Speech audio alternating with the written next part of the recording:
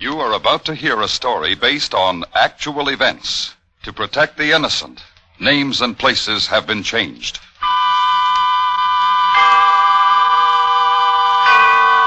Autolite and its 96,000 dealers bring you Mr. Charles Lawton in a story taken from life. Tonight's presentation of Suspense.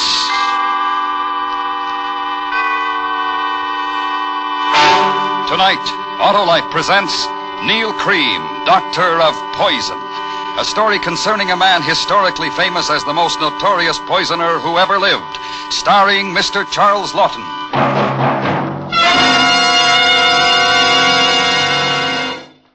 And now, with Neal Cream, Doctor of Poison, and the performance of Mr. Charles Lawton, Autolite hopes once again to keep you in suspense.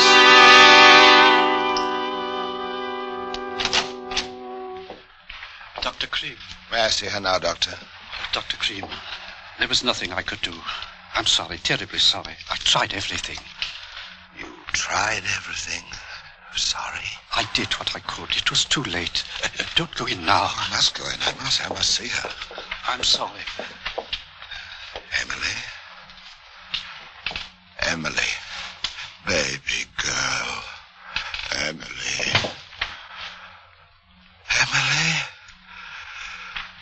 Doctor. My wife's dead. Come away. I'll attend to things. You don't understand. She's dead. I wasn't with her. I didn't know Emily, my love. My little girl.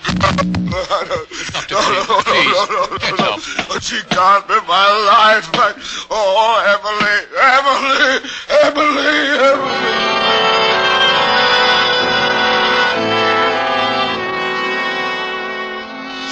Well, that was Emily, my only wife. She left me a widower with an income of £400 a year. It's rather extraordinary how long it took her to die. To look at the girl, you'd never have thought it. She was thin and sickly, but in possession of what must have been the constitution of an ox. I'd been poisoning her steadily for 6 months and expected her certainly to die within 3. It was a case history for the medical journal. So I wrote them a paper about it, anonymously, of course.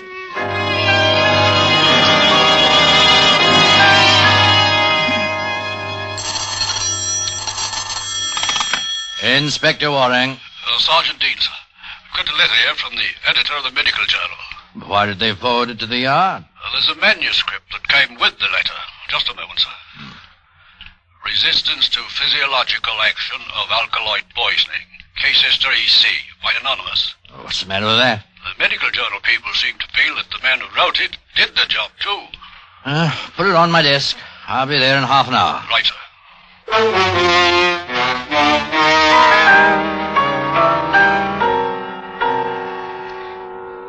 3 weeks after Emily died, I made arrangements to move to London. There was no trouble, but then I hadn't thought there would be. The good doctor had made out a certificate based upon the history which I supplied. I had decided upon a refined intestinal disorder which bore a magnificent Latin name and closely paralleled the symptoms brought about by the poison administered. So much for the late and unlamented Emily Cream.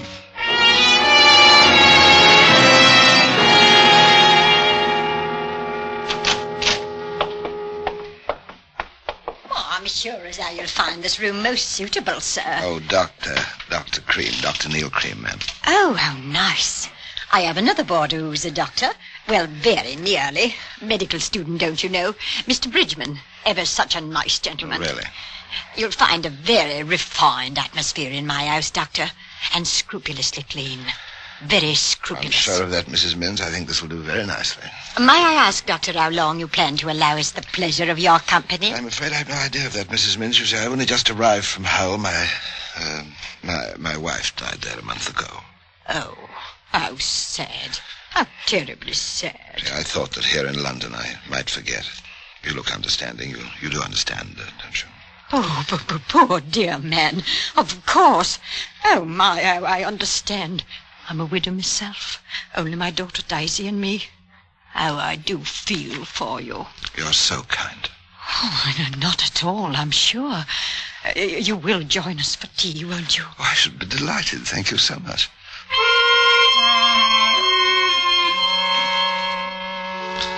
I had found a boarding house in Bloomsbury off the Tottenham Court Road. The proprietress, Mrs. Minns, was a tall, bony sort of woman, a type that I particularly despise, not at all nourishing to a man of my disposition.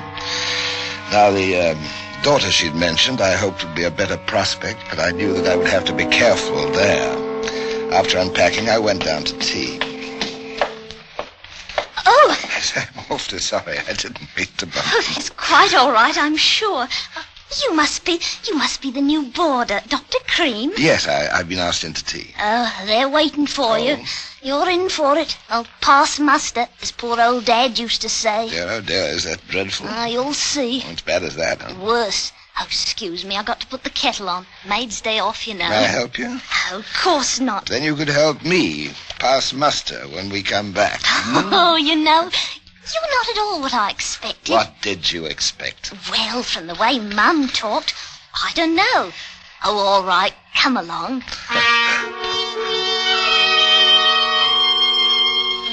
Daisy Minns was not a beauty by any means, but there was a spark, an honesty, good humor that I found most enjoyable. We got on famously, but it was too soon to think about Daisy. Perhaps later.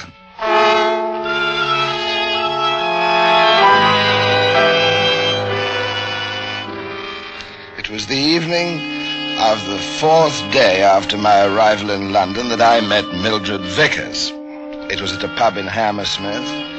She was a sweet little thing, large brown eyes, rosy cheeks, perhaps encouraged by a touch of rouge. Altogether delightful. I must say that I flattered her with attentions not usually received, flowers, dinner, the theater. She was very grateful. Oh, I'm tired. You? Yes. Goodbye. Thanks very much. Goodbye. I wanted to tell you earlier tonight. I can't see you anymore. You can't? You're joking. I'm not. You've been a duck. We've had a lovely time, but it's finished. My young man's coming home tomorrow. He phoned me this morning from Southampton. His boat's come in. Your young man? Your young man? You'll wake up the whole house. Millie, you'll be the death of me. Now, come along. Let's get inside. You can't. I'm serious. It's like you've said, laughs and all sorts of fun. It's over. Now, you be a good boy and... Now, you get inside. Stop it. Don't you go I'll pushing show. me. Millie, I'm sorry. I didn't mean to lose my temper, but the way you told me, it's a shock. I thought you were joking. I'm sorry. Really, I am. I'm very fond of you, Millie. A chap gets fonder, and then... well... One last kiss, Millie, just one last kiss. Of course. I knew you'd be a sport about it. Millie, I can't let you go. I can't. Oh, crikey. Now, Millie, let's talk it over. There's nothing to I'm talk. just going to sit quietly and talk. I promised I'm not going to make any trouble for you. I just want you to understand. Understand what? I'm tired. Now, please, it's not too much to ask. We'll just have one drink and you listen to me. And if you want me to go, I'll go. I'll quietly, no bother. Everything's serene. I'm sorry. It all sounds ever so sad, but my young man's coming in tomorrow. And... Will you stop talking about your young man? Millie, I didn't mean that. I'm not angry, but please, now, will you look here? There's so much that I can give you. I'm not young, anymore, but you found me attractive. You do find me attractive, don't you? Well, don't you? What are you smiling about? What the heck? What are you laughing at? Millie! Stop your shouting. You think I want the police on me? No. You want me to go? That's right. Well, I'll be as good as my word then, Millie. There's no hard feelings. Of course not, silly. Farewell drink? Not for me, thanks. Just a splash. We're going to drink to your young man. Wouldn't he just laugh if he knew? Wouldn't he just? You ought to find yourself a nice widow. Someone like you. And settle down. Yes, I know what you mean, Millie. Here we are. Thanks. No, of it. Like a good boy. Millie, I suppose I really should tell you that I don't care about you at all. That nonsense that I was saying before, I didn't mean it, you know. I don't quite understand why I said anything. You're not worth it. You're nasty little... Yeah. That burns, doesn't it? It doesn't burn for long, though. You annoyed me very much by chucking me over. Not that I cared because of you, but me, you see. And it isn't going to be long. I just want you to know. Can you hear me?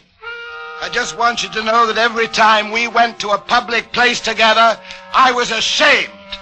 Ashamed to be seen with someone like you. Good night.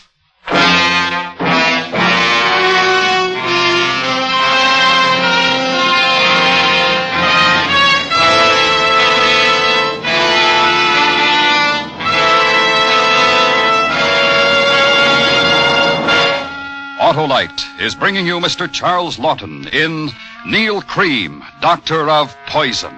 Tonight's production in radio's outstanding theater of thrills, Suspense.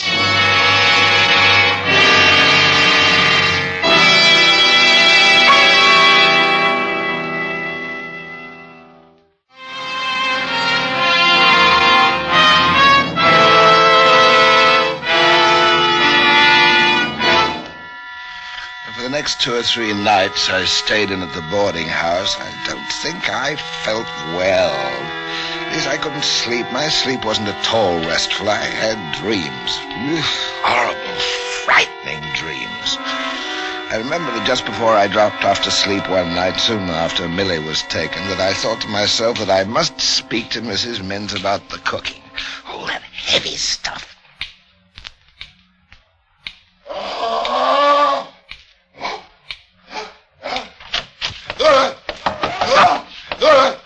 Dr. Cream!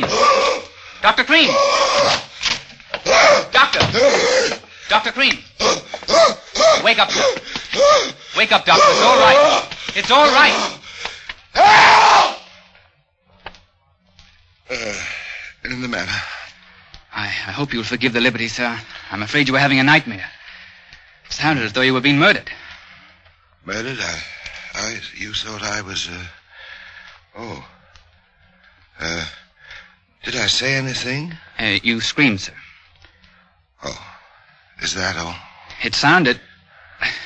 Well, I'm awfully sorry. That's quite all right.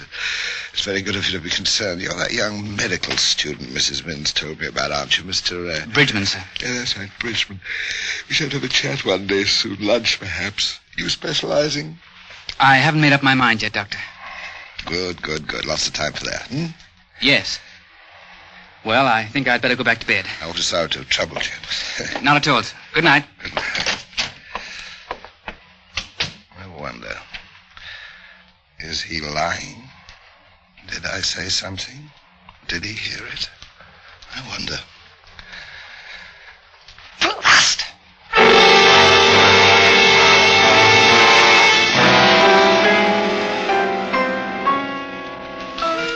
But 2 weeks passed and I was safe. Nobody knew, unless Mr. Edward Bridgman, the medical student. I'd taken him to lunch 2 or 3 times, and we talked medicine for the most part. But he had a way of looking curious and knowing. I decided to write the letter to Scotland Yard.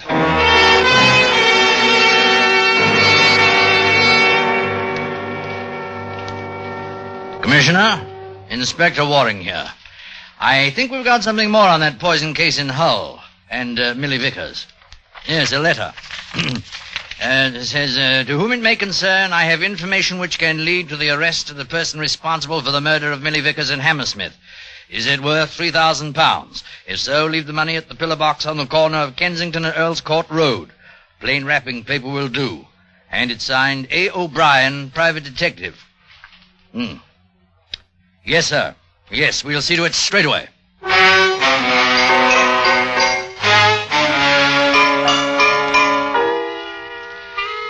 It was aggravating not to be able to learn whether the police had accepted my offer. I could have used the money, but other more important things were occupying my time.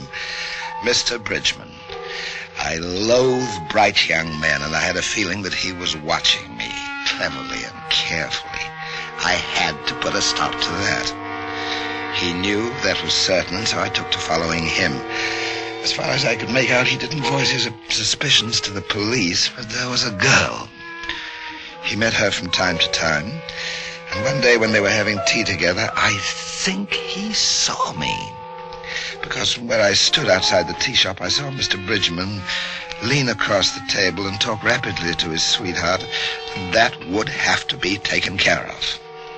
It was. A week later. I beg your pardon. Oh, yes? Now, you must think me awfully rude, but aren't you Edward Bridgman's young lady? Why, yes, but I don't believe that No, we haven't met. Edward's told me so much about you, though. I saw you together as I went by on the bus last week. You were coming out of a tea shop. That's right, in Oxford Street. Yes. Now, look here. Mm-hmm. I've wanted to meet you for a long time to talk about Edward. Oh? Well, I mean, you're going together, and I thought... I suppose so, in a way. Exactly. I'm very fond of him, you know. As a matter of fact, I've spoken to some colleagues of mine in the profession, you understand. And your Edward has a future, I think. That's sweet of you, Mr. No, it's Dr. Green. Of course, he has spoken of you. You're staying at the same boarding house. Yes, we are. I hope he said nice things. Oh, yes, but you know Edward. He doesn't talk much about anybody, does he?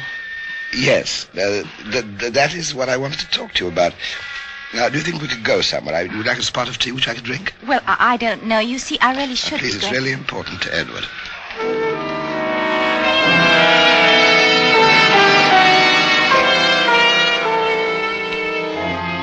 Clever little devil, but a rotten actress. You know Edward. He doesn't talk much about anybody, does he? Because I could see through our plan perfectly well. Trap me into an admission of guilt and then call the police, but I was ready for that. Well, it was a little sad. I didn't even know her name. She had a pretty face. And a pretty figure. No name. Just Mr. Bridgman's young lady. It was dark when we walked along the quiet road leading to our house. I'd been the perfect gentleman and had escorted her home. She died behind a hedge.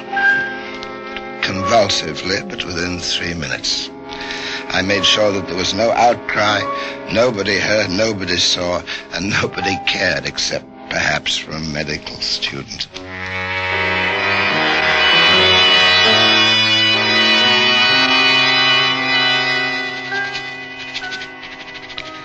To whom it may concern, ask Mr. Edward Bridgman, who lives in Mrs. Min's boarding house, what he knows about the murders of Millie Vickers and Joyce Hamilton. He killed them both. I offer this information, greatest A. O'Brien, private detective.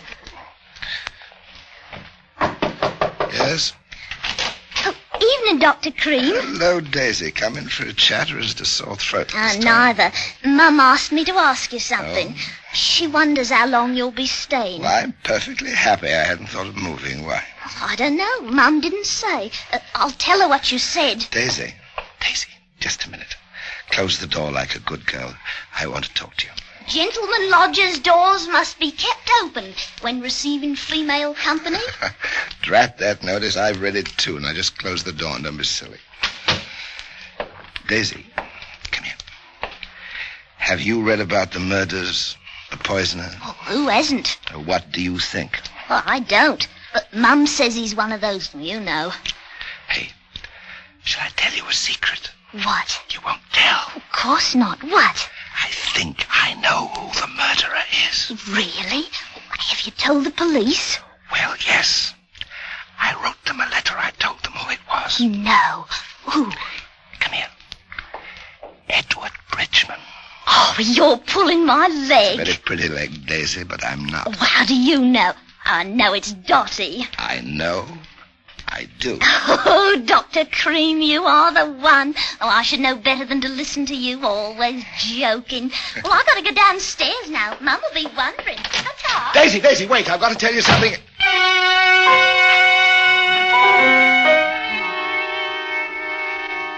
Darn, I could have killed her. She thought it was a joke. There had been so many things to tell her, clues, proof, everything to help get rid of the medical student. And she wouldn't listen. And after she'd gone, I was afraid that she might remember. Darn, I could have killed her.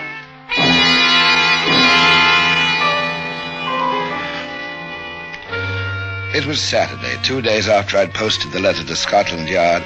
I thought I'd take a walk to Hyde Park and was leaving my room to go downstairs when the front door bell rang. Good afternoon, gentlemen. Mrs. Min? Yes. We're from Scotland Yard. Police? I should like to have a word with a Mr. Edward Bridgman. Does he live here? Yes. Won't you come in? Is anything wrong? Is he at home? It's in the drawing room, I think. Shall I call him? Yes, if you don't mind. Not at all, I'm sure. Mr. Bridgman! Yes, Mrs. Min? Mr. Bridgman? Yes? I'd like to speak to you, if you don't mind. Oh, what about? Tell me, is there somewhere we can, Afternoon, everybody. Oh, hello, Doctor. Nice day. I thought I'd take a walk. Mum, all right if I go to the cinema with Agnes? Oh, Elise. Run along, Daisy. Don't be home late. Mr. Bridgman. Come along, Daisy. I'll walk along with you. You were right all the time, Doctor. Oh, and to think I didn't believe you. what did you say, miss? Oh, just a little joke of ours, Inspector, nothing at all. Come along, Daisy. I can't wait, you know, Daisy. Just a moment, sir.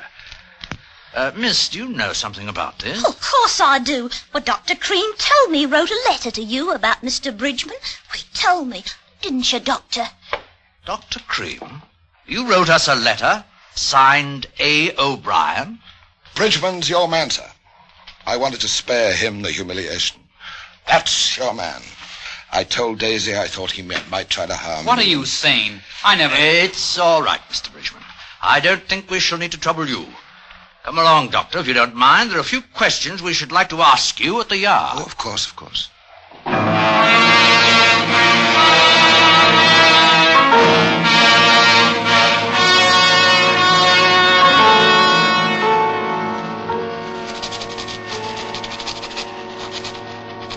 Having set down this case history, my own, let the judge and all responsible for my unfair trial be warned that death will come to them from an unseen agency. What I did in honor and right. No human power has the right to condemn me. Those that died because of their own misdeeds.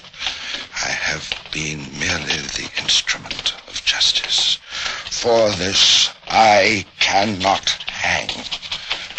Neal Cream, M.D.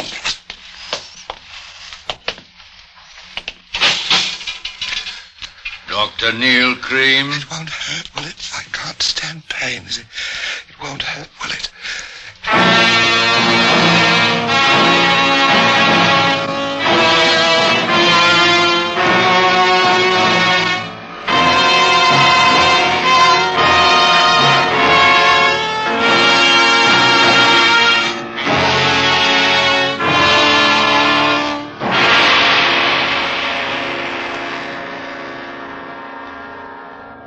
Suspense. Presented by Autolite. Tonight star Mr. Charles Lawton. Neal Cream, Doctor of Poison, was written for Suspense by Anthony Ellis. Suspense is produced and directed by Elliot Lewis, with music composed by Lucian Morwick and conducted by Lud Gluskin. Featured in tonight's cast were Charles Davis, Betty Harford, Jeanette Nolan, Georgia Ellis, Elma Lawton, Herb Butterfield, and Joseph Kearns.